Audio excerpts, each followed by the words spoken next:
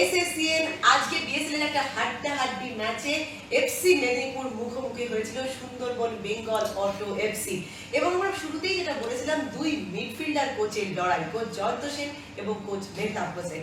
এই মুহূর্তে এই ম্যাচ নিয়ে ডিসকাস করতে স্টুডিওতে রয়েছেন ভারতের দুই প্রাক্তন তারকা জাতীয় ফুটবলার সঞ্জয় মাঝি এবং আলভিটো ডি কুনহা।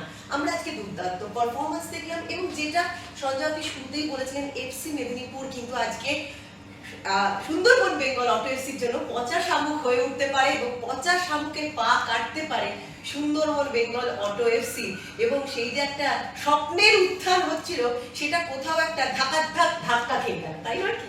অবশ্যই আমি তোমাকে তো বলেছিলাম আজকে দেখো ম্যাচটা আজকে জয়ন্তের কাছে খুব গুরুত্বপূর্ণ ম্যাচ এবং হোম গ্রাউন্ডে মেহতাব খেলছে, মেহতাবের অ্যাডভান্টেজ থাকলেও জয়ন্ত যেভাবে টিমটা সেট করেছে তাতে আমি বলেছিলাম যে পঞ্চাশ সামনে পা কাটলেও কাটতে পারে, সেটা ওইটা হয়েছে। এখন তুমি দেখছো ম্যাচের রেজাল্ট এখন তো অলরেডি টু নিলে অলরেডি লিড করছে।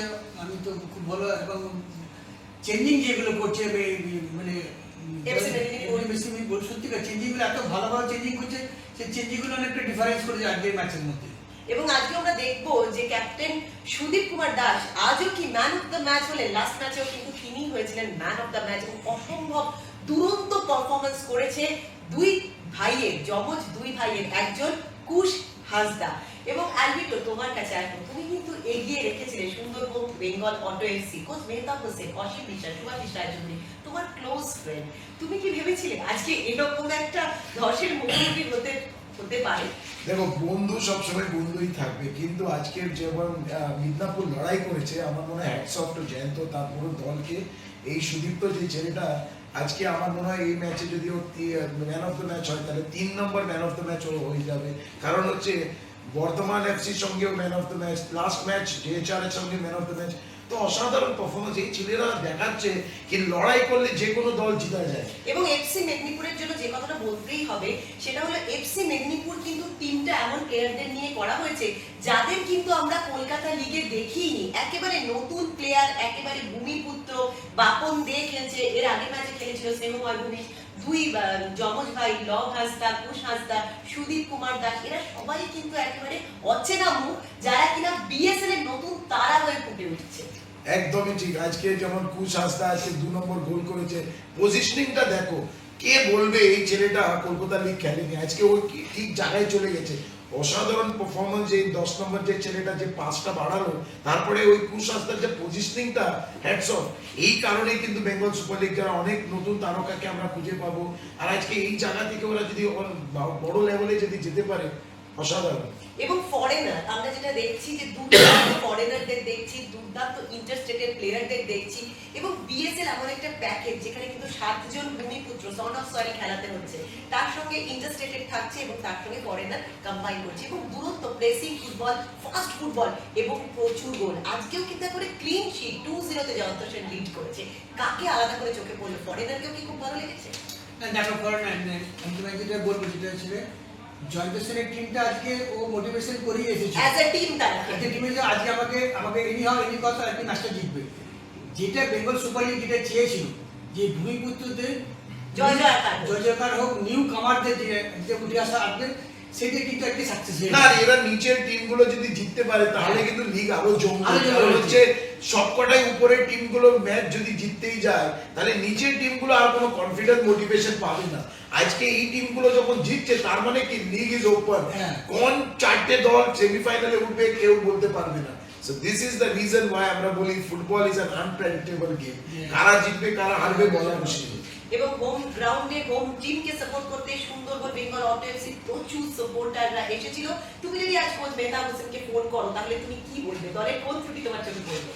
না, আমি শুধু একটাই বলবো, কারণ দেখো হার জিত তো হতেই পারে, কিন্তু আমি একটাই বলবো পেশেন্সটাকে লুজ করিস না, প্লেয়ারকে মোটিভেট করো। কারণ এই জায়গায় প্লেয়ারকে কিস্তি কিংবা কোন জায়গায় কি হয়েছে এইগুলো বলে লাভ নেই।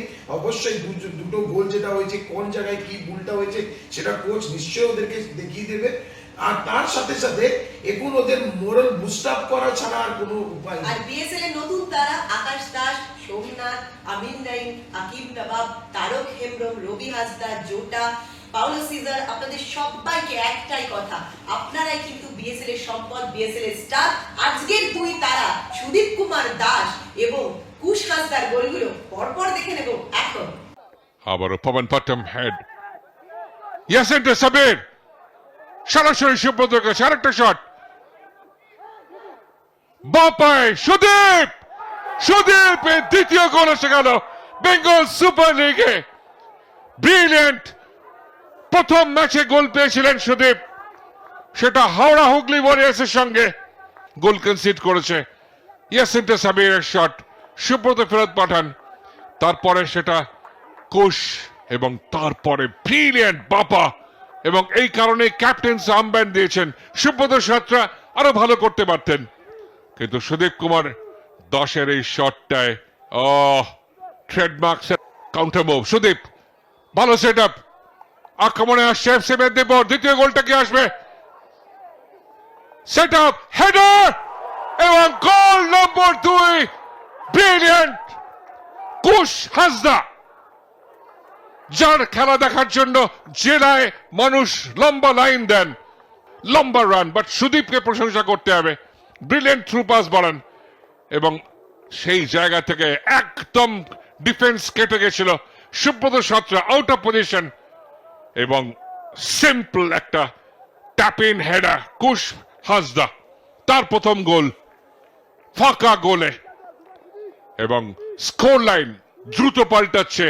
আজকের মতো এখানেই শেষ করছি, এবং কালকে একটা দারুণ ম্যাচ নিয়ে এবং ম্যাচের খবর নিয়ে আমরা থাকবো এসএসসিএন এর পর্দায়। সঙ্গে থাকুন, দেখতে থাকুন এসএসসিএন, এবং সাবস্ক্রাইব করতে একদম ভুলবেন না, কারণ আপনারাই আমাদের ভরসা, আমাদের ভালোবাসা।